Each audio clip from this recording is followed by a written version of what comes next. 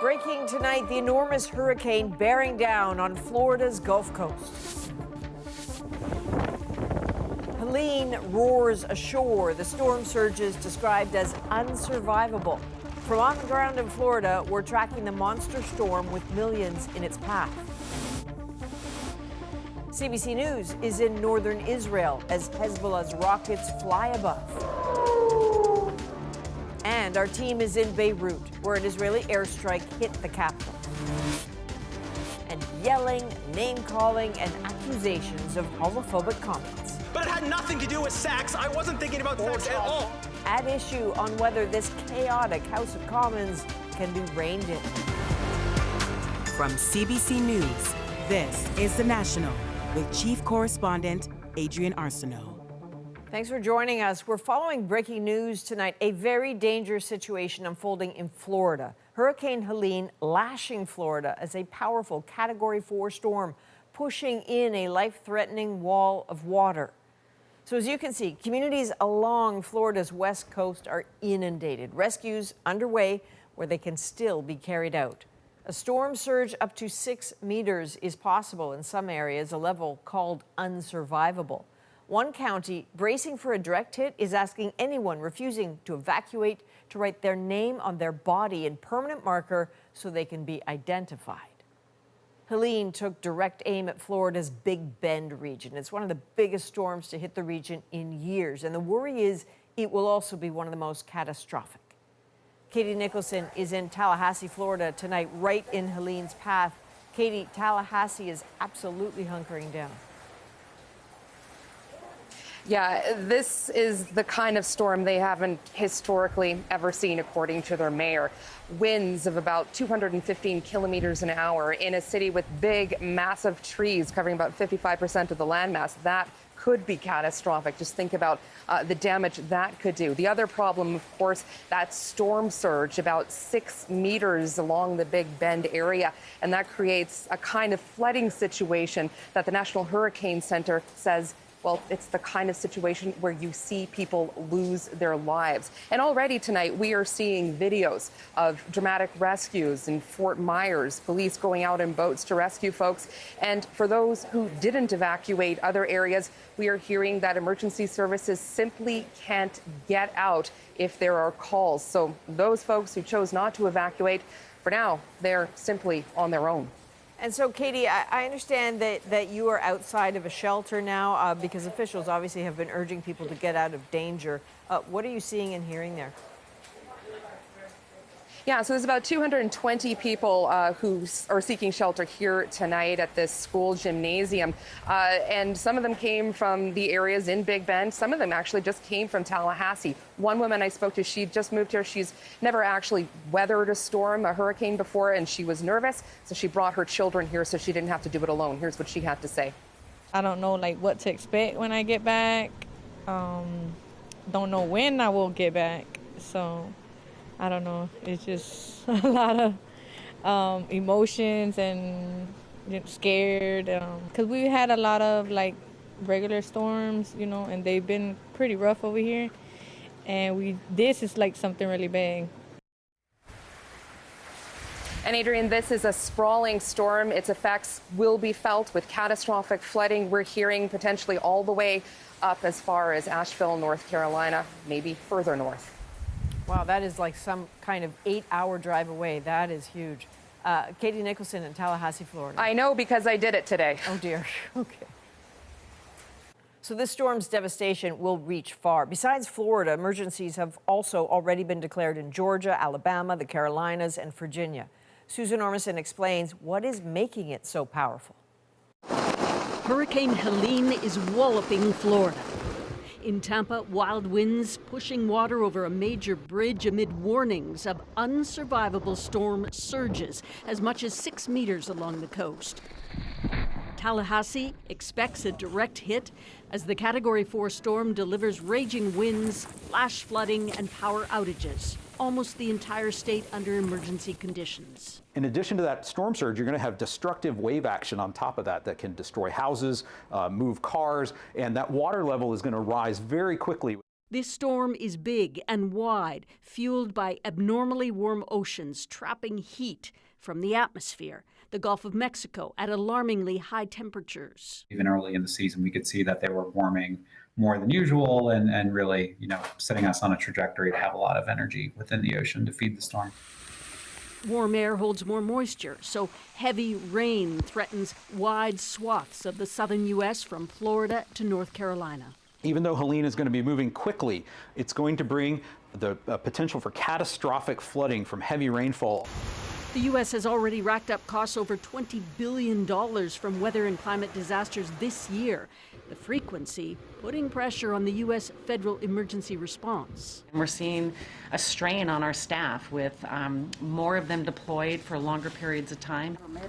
Floridians are frustrated, forced to leave their homes again. It's been a whirlwind. I mean, last year when Idea hit,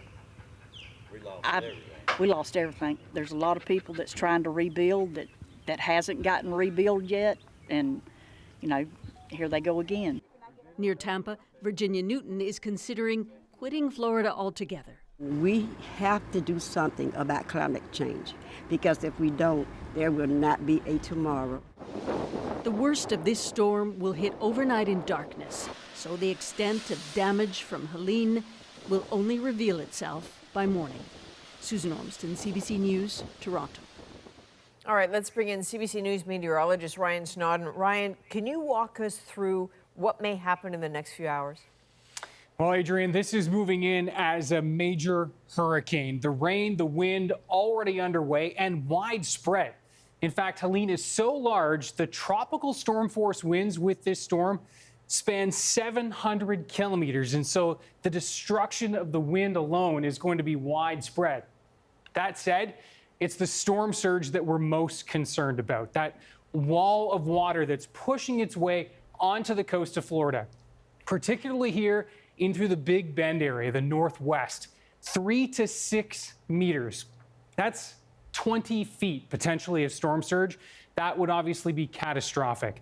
And down in the Tampa Bay area, up to 3 meters. And if that occurs, that would be a new record high water level for the Tampa Bay area. So officials watching that situation closely tonight as well.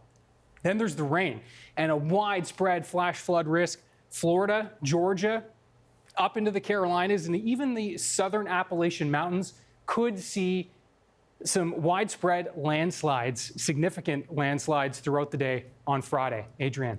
Wow, what a mess. All right, Ryan Snodden, thank you. Thank you.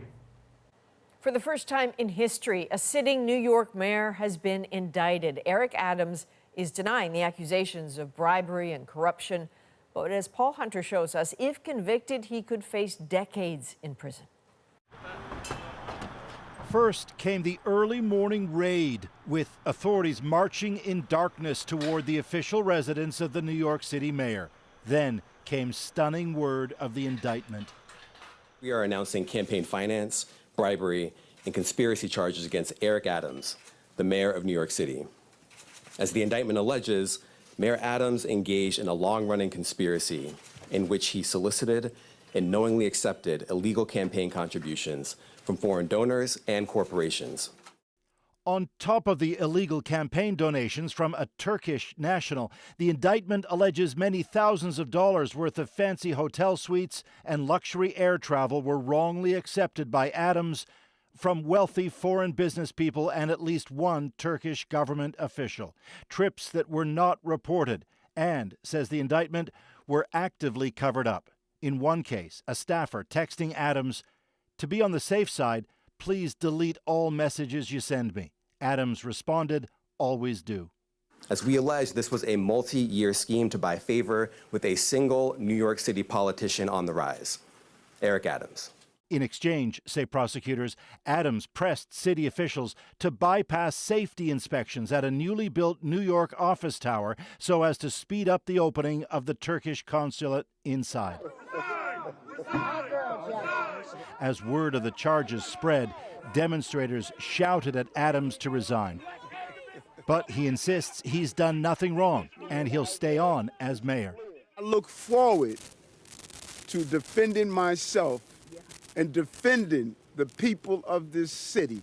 Adams has long been seen as a rising star in U.S. Democratic Party circles. Some once wondered whether he'd one day make a run for the White House. Now, if convicted, he could face decades in prison.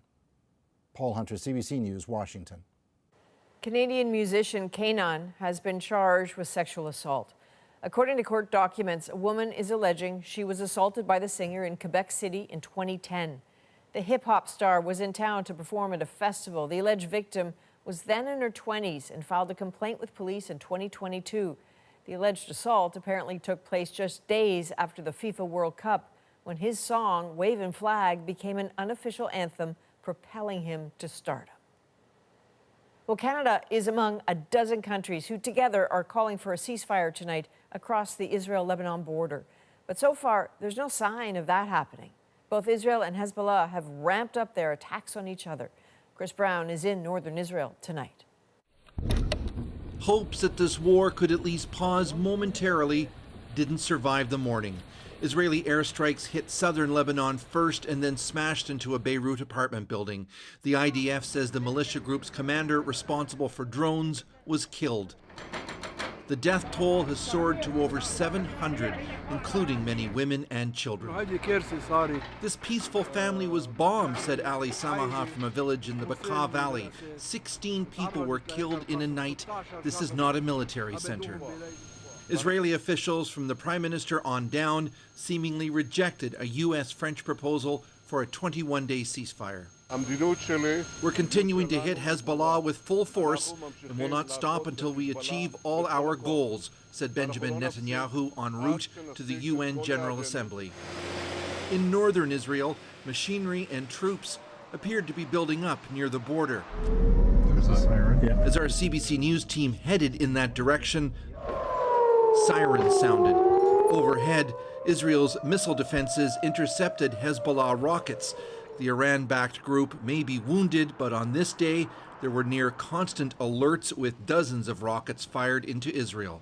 And this is the impact of at least one or more of those Hezbollah rockets. A fire up in the hills a couple of hundred meters behind these homes in the city of Kiryat Shimona, a community that's been largely evacuated for almost a year now. Israel has made ending these cross-border attacks a new war goal so that tens of thousands of people can return home, says IDF spokesperson Doron Spielman. For over a year, we've been sitting patiently, absorbing blow after blow after blow, while dealing with Gaza, where Hamas is trying to kill us. And Hezbollah in the north took an advantage. They see Israel's vulnerable. In the nearby town of Safed, people wholeheartedly said no to a ceasefire with Hezbollah. If you negotiate, you're regarded as weak.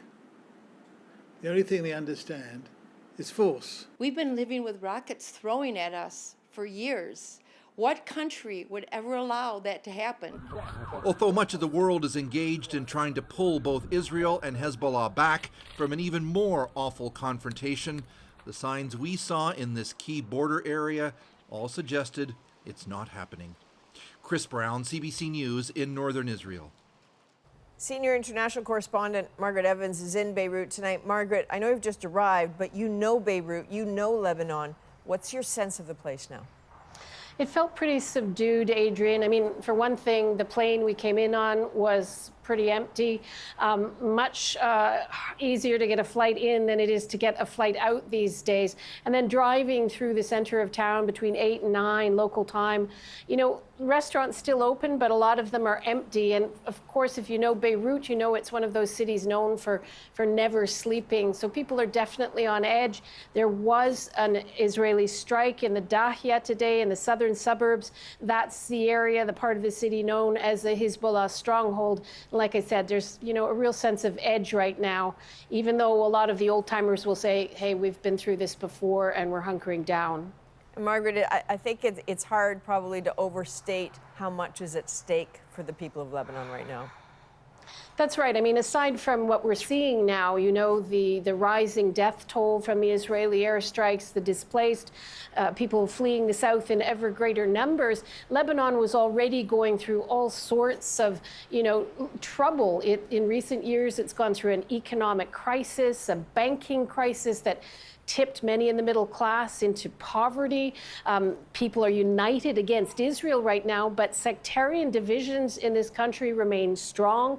There's a caretaker government in place. Politics is paralyzed. And on top of that, you know, people tend to forget that Lebanon is hosting 1 million Syrian refugees from their civil war years ago. And people here will tell you this country cannot afford another war or the humanitarian disaster they fear it might unleash. And there's a real sense of dread about it. I bet. Margaret Evans in Beirut tonight. Thanks, Margaret. Now, the escalating attacks between Hezbollah and Israel is also one of the topics discussed during a meeting today between the French president and Prime Minister Justin Trudeau. Merci Emmanuel d'être ici. Merci beaucoup, Justin. Merci, Monsieur le Premier ministre.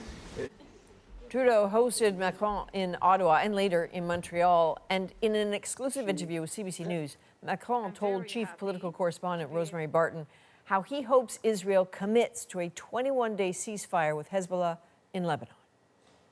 And I do believe that the U.S. now has to increase the pressure on the Prime Minister of Israel to do so. But you also want Hezbollah to stop. That's what the Prime Minister of Israel would say to you. It's fine to ask us to stop, but what are you going to say to the terrorist organization who's been firing into Israel? This is totally true. This is why we did act. This is why we are present with UNIFIL in support of the Lebanese armed forces. But let's be clear, this is a sovereign country. So our role as an international community is to help the Lebanese armed forces and Lebanon to restore its full sovereignty and to completely get rid of all these forces, militias, and people in the south, but not through the invasion of a neighbor. And you can watch that full interview on Rosemary Barton Live Sunday morning from 10 till noon Eastern on CBC News Network and from 11 to noon local on CBC Television. Well, the Liberal government will face another non-confidence vote next week. The Conservatives have now tabled their second attempt to force an early election. But as Kate McKenna shows us, something else overshadowed it all.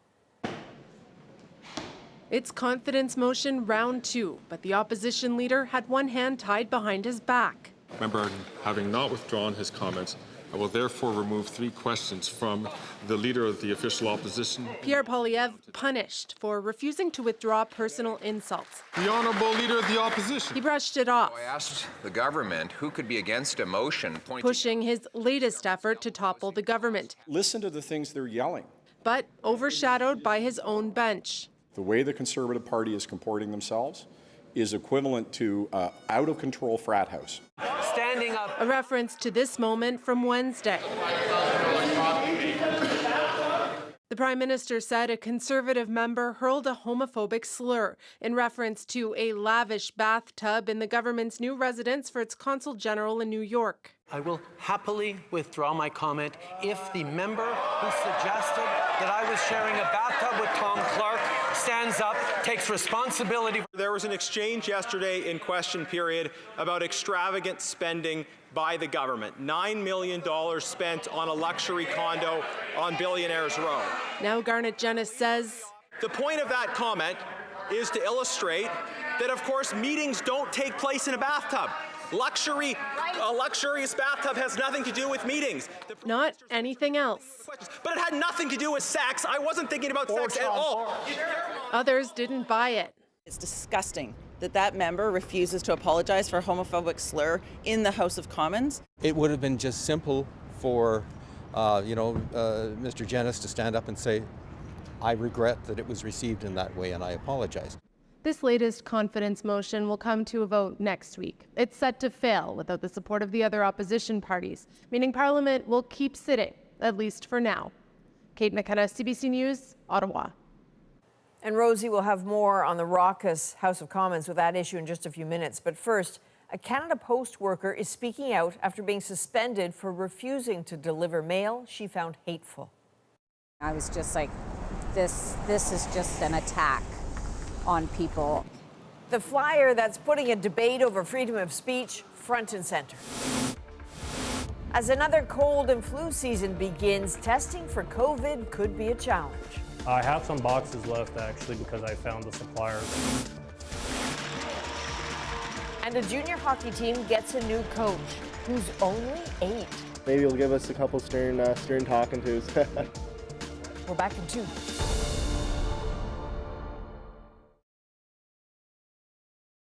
Well, mail carriers in New Brunswick are being disciplined for refusing to deliver flyers that compare gender-affirming care to child mutilation. But as Kayla Hounsell explains, for Canada Post, the flyers are mail and they must be delivered. Postal worker Shannon Aitchison is back at work after a 3-day suspension for refusing to deliver flyers she considers offensive and hateful. I was just like, this is just an attack. One flyer mailed by the Campaign Life Coalition states New Brunswick teachers want to facilitate a student's sexual transition to the opposite sex without the knowledge or consent of parents. Another calls for the government to ban child sex change, saying God doesn't make mistakes. New Brunswickers already have to be 18 to undergo gender-affirming surgery. Aitchison's adult daughter is trans. That's just insinuating that my kid's a mistake, that anybody who's transgendered is a mistake. In New Brunswick's ongoing provincial election campaign, gender identity is an issue. The current government reversed a policy allowing teachers to use students' preferred names and pronouns without parental consent, a shift the flyers support. Canada Post says they do not meet the definition of non-mailable, which includes material that is illegal, obscene, or sexually explicit. I think it puts our members in danger to have to deliver that. The Canadian Union of Postal Workers says it has so far filed 2 grievances. Our fear is that it's not going to be just New Brunswick. I think that this organization will roll this material out right across the country when a federal election comes. Campaign Life has sent a letter to Canada Post threatening legal action if its flyers are not delivered, saying that would threaten its right to freedom of expression under the Charter of Rights and Freedoms. But the case may not be clear-cut. The first hurdle is whether or not the charter actually applies to Canada Post, because it's not directly part of government, it's a Crown corporation. But the question is, with respect to the delivery of mail, is that a government action? Aitchison says this is the first time she's refused to deliver mail.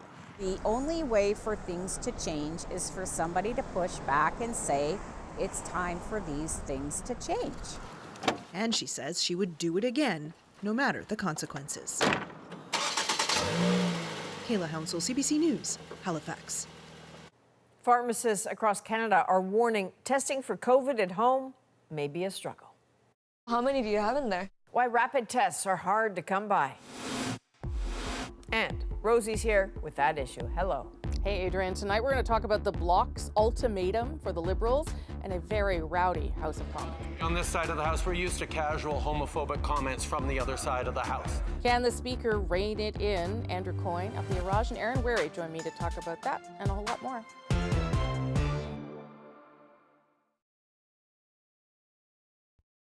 A nasty surprise for many Canadians as they stock up for cold and flu season. Rapid tests for COVID-19 have become scarce on pharmacy shelves.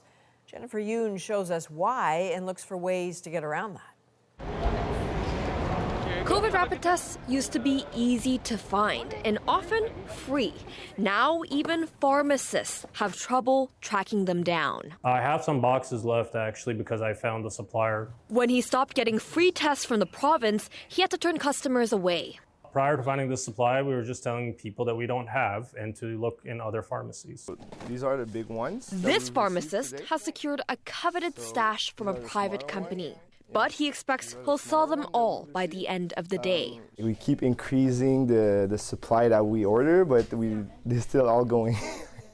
Health Canada stopped handing out free tests to provinces and territories in May. It tells CBC News there are no plans to replenish the federal inventory after it is depleted, even as temperatures begin to dip and respiratory viruses start to make the rounds. If you look at the top 5 respiratory viruses that are circulating, it's SARS-CoV-2, SARS-CoV-2, SARS-CoV-2. The latest numbers from Health Canada suggest COVID-19 levels are holding steady, but this infectious disease specialist thinks it's an underestimate. If you don't have rapid tests, you don't diagnose. You don't diagnose, you don't go seek treatments, especially if you need it, and we also don't get diseases under control. Experts say it's the most vulnerable who pay the price. That without that positive test, older adults may not get that treatment that they need to keep them out of hospital. If you have expired tests, experts say most work for a few months after the expiry date. But false negatives are a risk. If you can't find new tests at your local pharmacies, your province may have special clinics with rapid tests. And if you're at higher risk of severe illness from COVID-19, you may qualify for PCR testing in some provinces. And more tests may be on the way. One major Canadian manufacturer tells us it's increased COVID test production in the past few months, and it expects to ramp it up even more for the winter. Jennifer Yoon, CBC News, Montreal. Now, let's break down the week in politics. Rosie's here with that issue. At issue this week, the Bloc Québécois has offered to support the government so long as the Liberals meet their demands. Between now and October 29th, we could come to the conclusion that they have not used the time being offered them to successfully go forward with the projects. But pressure is building in a rowdy House of Commons, including a sharp response from the Prime Minister to what he called homophobic comments from the Conservatives. Mr. Speaker, standing up to bullies requires us to call them out on their crap sometimes, and that's what I will do. But it had nothing to do with sex. I wasn't thinking about sex at all.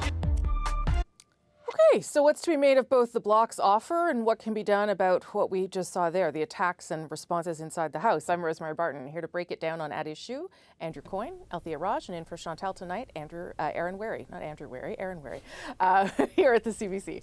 Thank you all for being here. I mean, there's two things we want to talk about here, both the substance and of what is going on in terms of the debate or negotiations, and then the tone. And I don't know which one is more important to all of you, but let's start with the Bloc's ultimatum.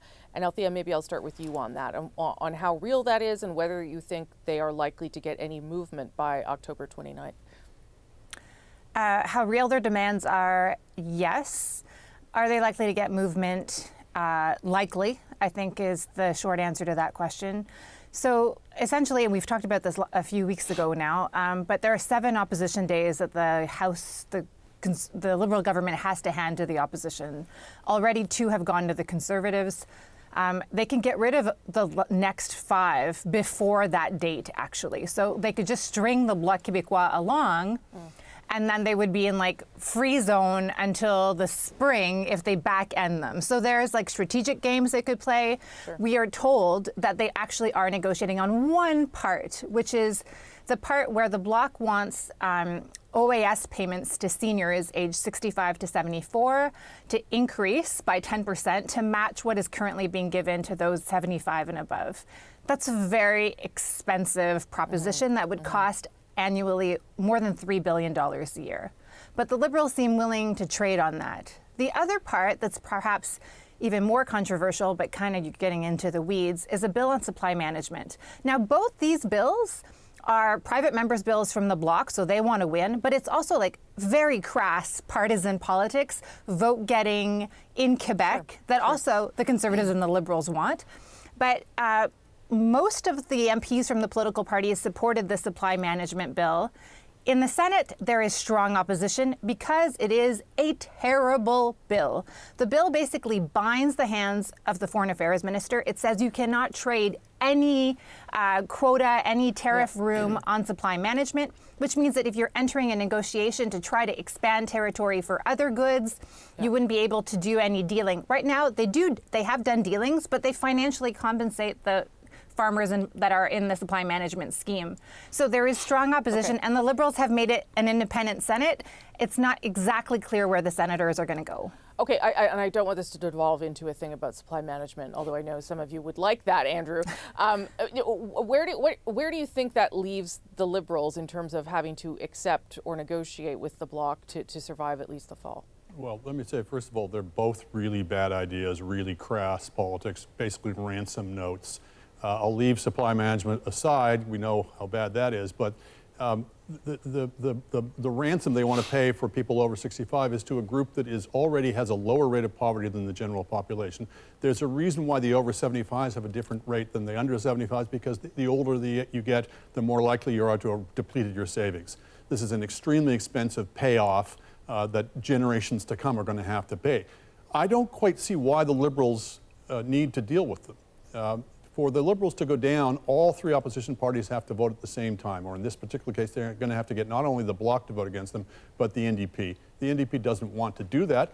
The Liberals may need to do some deals with the NDP, but I think the NDP could be bought off far less expense than the Bloc, for the simple reason that the Bloc is prepared to go through an election if they don't get what they want, whereas the NDP would not be.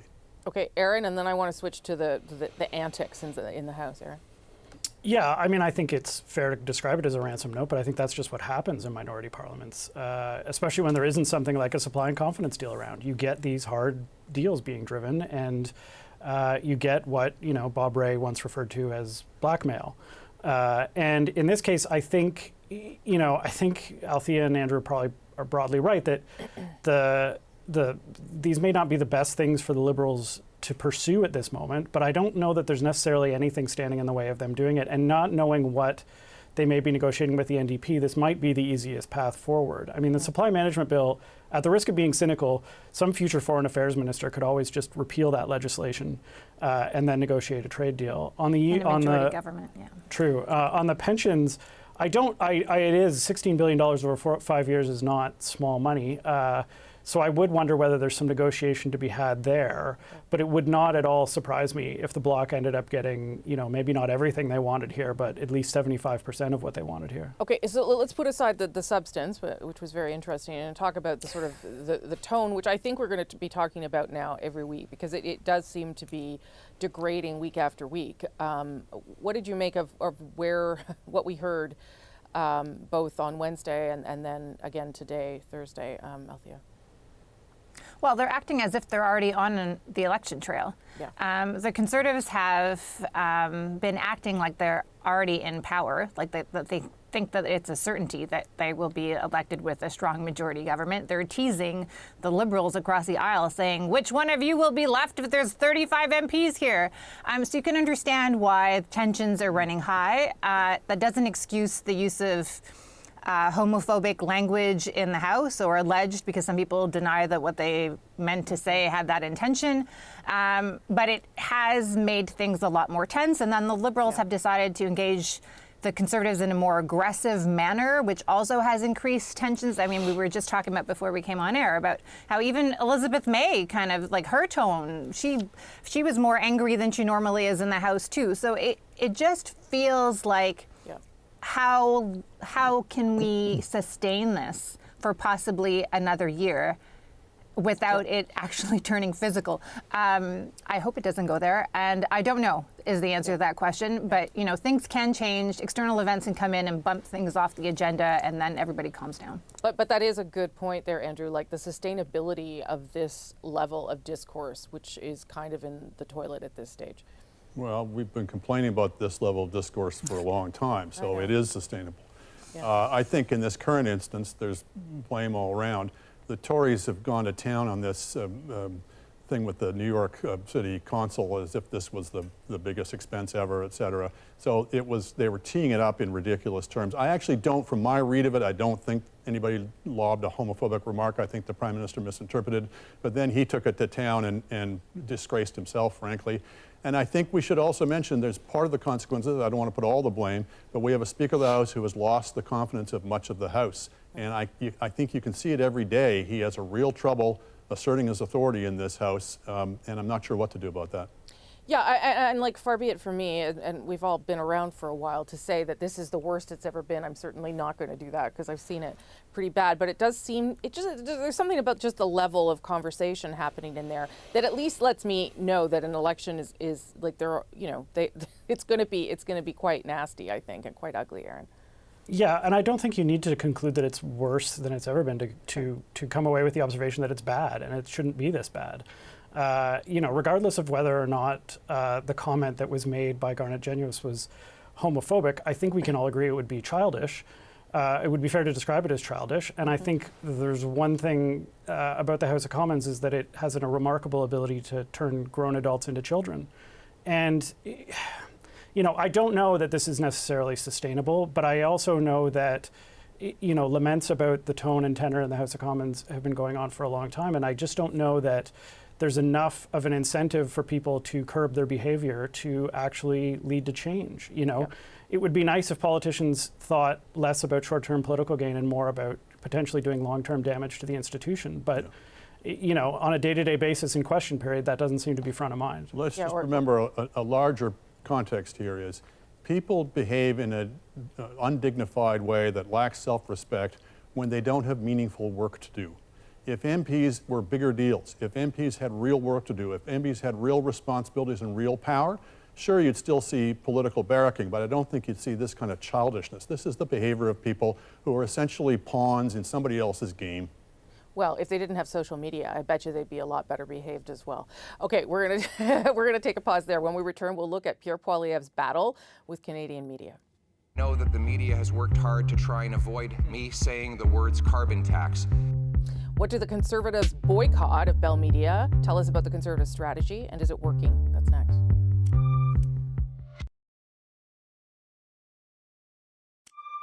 The Conservative leader ripped into Bell Media this week after its media outlet CTV edited a clip to alter his words. Pierre Poilievre's party is now boycotting the network. I know that the media has worked hard to try and avoid me saying the words carbon tax, as we saw in the extremely dishonest and fraudulent report from Bell Media-controlled CTV. Should tell you that CTV did apologize for the error or what they did, and they have also now announced today that they fired the two individuals who made that edit. So let's bring everybody back, Andrew, Althea, and Aaron. I mean, there's two things going on here about Pierre Poilievre's approach to the media. He was also blaming the CEO, or suggesting the CEO was somehow involved in a journalistic decision, or in this case, mistake. Andrew, what do you make of how he approached this, which let's be clear, was a mistake? I mean, that's not how you edit material, and it certainly shouldn't have been done to Mr. Poilievre's words. Well, let's hope it was just a mistake. So there's the particulars of this incident, and then there's the larger game that's being played. Particular incident is, you know, it'd be one thing just to take a remark out of context. People sometimes make that error. To have spliced together, as it appears they did, pieces from different parts of a media scrum, to have him saying a sentence he didn't say, I hope there wasn't an actual intent to make him look bad. I don't think we've seen evidence of that, but it's certainly an unforgivable mistake, particularly in the current climate. But even before this, Pierre Poilievre had been ranting about, you know, sort of as if the president of Bell Canada had a vendetta against him, or he had a vendetta against the president of Bell Canada, and that somehow this particular incident, you know, it was almost connected to, as if the president was dictating edits down the line to the production room at CTV, which is just preposterous.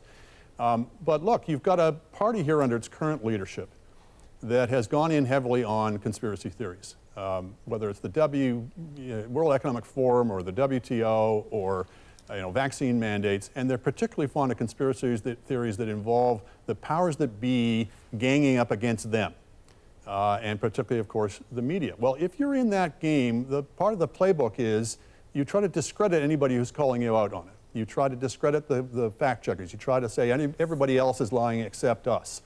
And so that's the larger game that's being played here. It is a catastrophic contribution of this for CTV to be, for a person at CTV or people at CTV to have actually played into this. Sure. But the larger game here is to encourage their followers to believe everybody's lying to you except us. You can believe whatever nonsense we're putting about, and the only people you shouldn't believe are the people in the media. Yeah, I mean, when I went back and read Brian Mulroney's memoir when he died, I was reminded that they had the conservatives, progressive conservatives in that case, really had a difficult relationship with the media as well, and suspected the media was against them. Stephen Harper had that same relationship with the media, and now we're seeing it again. So how is this different, do you think, Althea, or potentially worse or more damaging, or is it just sort of more of the same? The Harper PMO did not behave the way Pierre Poilievre's current team is behaving. I think Andrew hit the nail on the head. This is about dismissing the mainstream media because they feel that the mainstream media will be carrying the Liberals' talking points in the next election. And when you hear the mainstream media say, well, the Conservatives are not answering questions about whether or not they would keep dental care, which, by the way, is true, at least at the moment, they haven't said anything. Yeah. The Conservatives want to say, no, don't listen to the mainstream media, they are lying to you. And Andrew is right, that's what they're doing. In fact, that's what they're saying on Instagram. Like Andrew Scheer, the Conservatives' House leader, has that very message there. I do think, though, that the details are important in this case, and I want to take some time to stress them. First, CTV should never have done this. In this age of deep fake, it is really important that we maintain trust with the readers or the viewers, the audience, wherever it may be. And it is odd to me that they would edit tape without like a flash or a visual signal or audio signal that the tape had been edited. What is of greater concern to me is not actually the tape, and I'll get to it, but it's the juxtaposition. The reporter was talking about dental care, and then they used a clip about carbon tax. These things didn't go together, and they were right to be called out on it. But the tape itself, this is how it was sliced. He said, that's why it's time to put forward a motion. That's how it was edited. And what he had actually said was, that's why we need to put forward a motion. That is what they're actually livid about. Like, I think that context is important because, as Andrew said, this fits into a message track that they want to say. But when you look at the words itself, the reaction does seem a bit of an overreaction. But Aaron, that does speak to what Andrew's saying, is that this is about sort of pushing the idea of distrust in media, which, you know, people might have for all sorts of reasons. Yeah, I mean, I think, so first of all, I think there's a couple things here. One is that Pierre Poilievre likes to have enemies. He likes to have opponents. He likes to be seen fighting someone or something. And so I think the battle with CTV sort of fits into that context. Look, you have to acknowledge that CTV made an error here. I think you also have to acknowledge that one difference between journalists and politicians is that journalists generally correct their errors and own up to them. I think the question for voters to ask really is, you know, look, the media is not beyond criticism. The media is not beyond questions. But I think the question for voters then becomes, is this politician, you know, raising real concerns about the way the media is covering something? Or is this politician essentially attacking the media so that it's harder for the media to hold them to account and hold them responsible and to challenge them and question them? Is the politician, you know, presenting a good faith argument about media coverage, or are they really just trying to undermine the media's ability to challenge them? I think there's one other point we should make about this, and I think it's very significant, that Polievre went after not the journalists involved or the editors involved, but the president of the company. They are the point of vulnerability because they are susceptible to regulation, et cetera, under whatever government is in power. I think there's signals being sent here to other media of watch your step. And the media got themselves into this by getting into bed with the government on the subsidy question, by going hat in hand to the government and saying, give us bailouts, and receiving that money. They've simply fueled this kind of suspicion. Anytime anybody now is critical of the Conservatives or says anything good about the Liberal government, the first reaction you get is masses of people saying you're just doing this because you're bought and paid for. We as an industry should never have gone down that road, and we're reaping what we sowed. All right, I got to leave it there.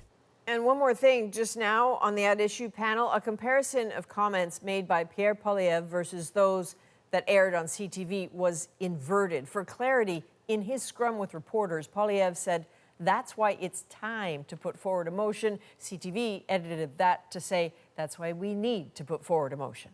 The National will be right back.